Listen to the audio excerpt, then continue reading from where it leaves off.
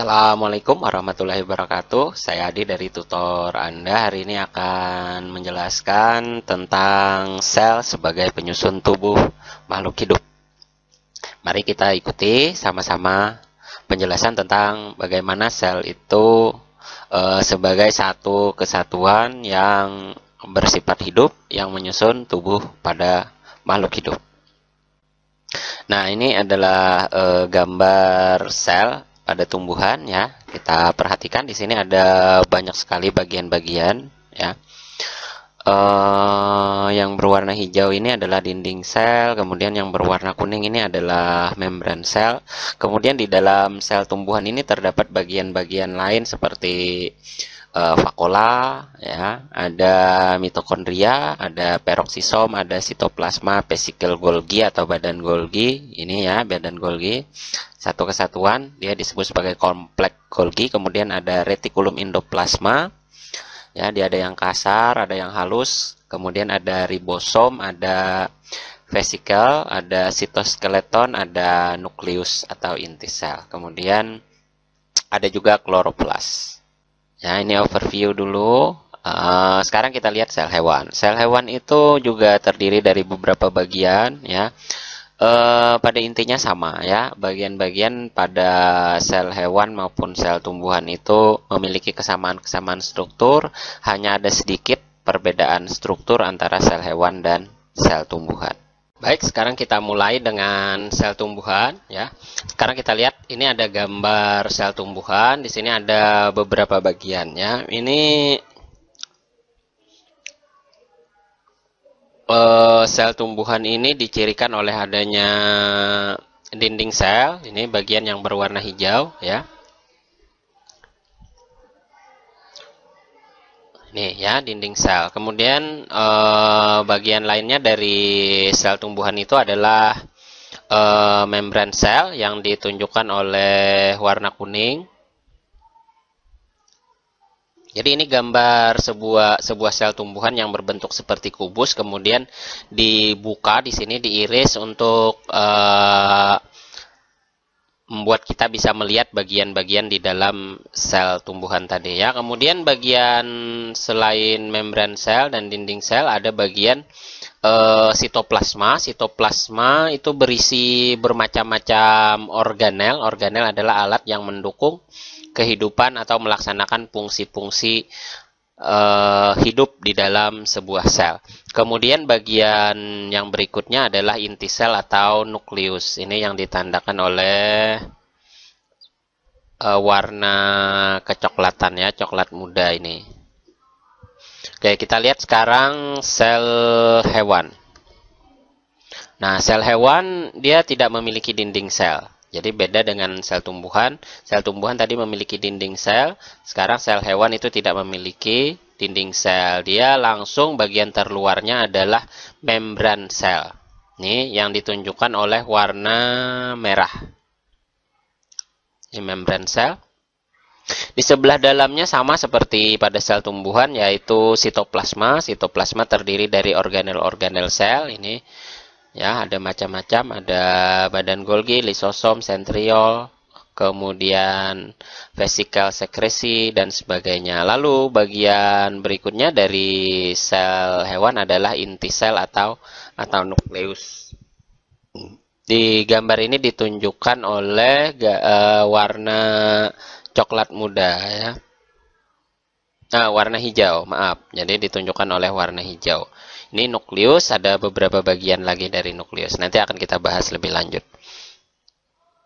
Baik, bagian-bagian utama pada sel hewan dan tumbuhan, tadi sekilas sudah saya sampaikan bahwa bagian utama sebuah sel itu ada 3. Yang pertama adalah membran sel, yang kedua sitoplasma, di mana di dalamnya terdapat organel-organel sel. Kemudian inti sel atau nukleus. Itu 3 bagian utama dari sebuah sel. Mari kita bahas satu persatu. Yang pertama membran sel atau membran plasma. Jadi membran sel bisa juga disebut membran plasma. Membran plasma itu merupakan pembungkus yang menyelubungi sebuah sel. Membran plasma bersifat semi-permeabel. Semi-permeabel artinya hanya bisa dilewati oleh zat-zat tertentu. Fungsinya untuk mengatur keluar masuknya zat dari dan ke dalam sel. Karena membran plasma itu adalah salah satu bagian terluar dari sel, maka dia adalah bagian yang mengatur keluar masuknya atau lalu lintas zat dari dan ke dalam sel. Membran plasma itu selain merupakan selaput luar sitoplasma, juga merupakan membran bagi semua organel yang ada di dalam sel, di dalam sitoplasma tadi. Nah, manakah membran sel atau membran plasma itu? Kita ulang lagi ya, ini gambar yang tadi. Ya, pada sel tumbuhan yang di sebelah kiri, membran sel ditunjukkan oleh bagian yang berwarna kuning. Berikutnya kita lanjutkan ke sel hewan, ya.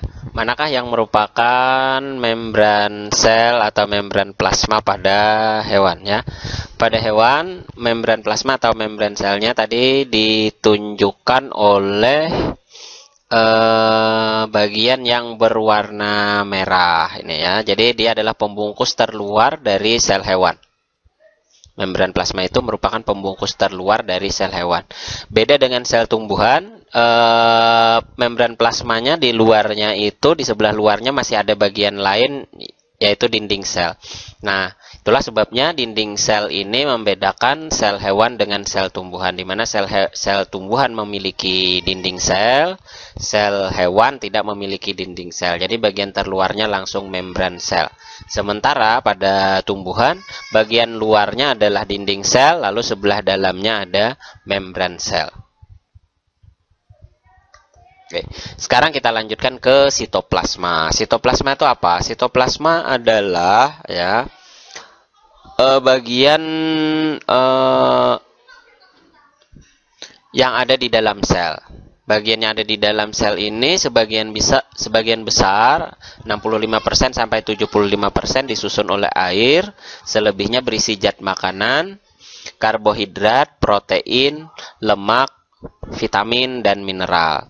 Nah, di dalam sitoplasma, seperti saya katakan sebelumnya, terdapat organel-organel yang menunjang kehidupan sel, seperti ada retikulum endoplasma, ada badan Golgi, ada ribosom, ada lisosom, vakuola, dan lain-lain.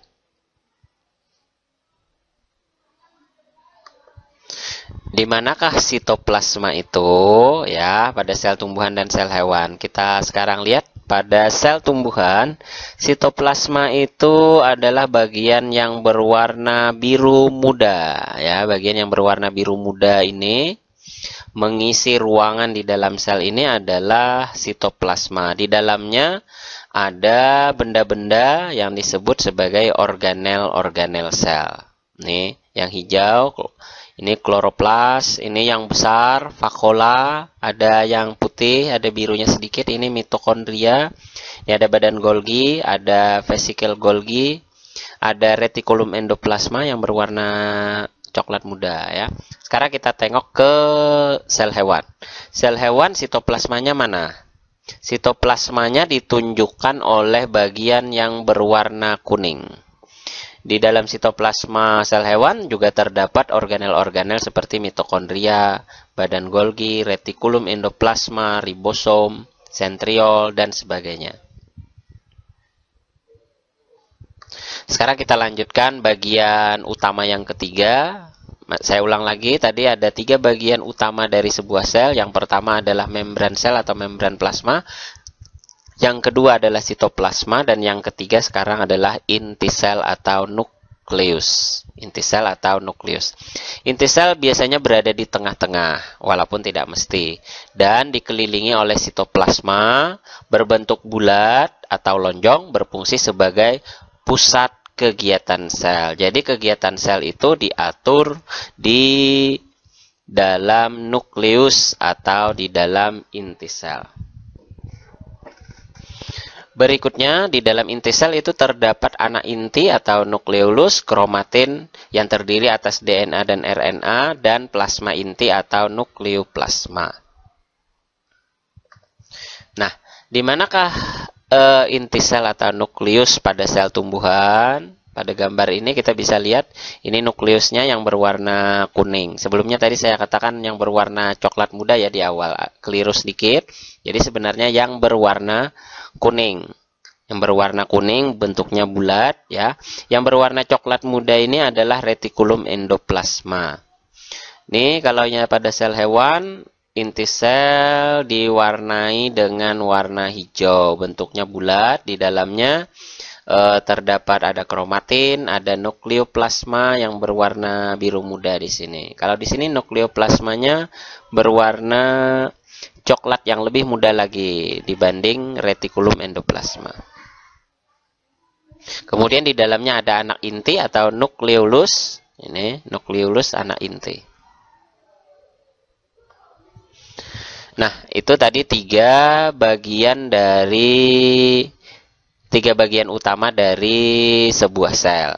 Yang pertama membran plasma atau membran sel, yang kedua sitoplasma, yang ketiga inti sel. Sekarang kita lanjutkan ke organel-organel yang terdapat di dalam sitoplasma. Berikutnya kita akan membahas organel-organel yang ada di dalam sitoplasma sel, baik sel tumbuhan maupun sitoplasma sel hewan.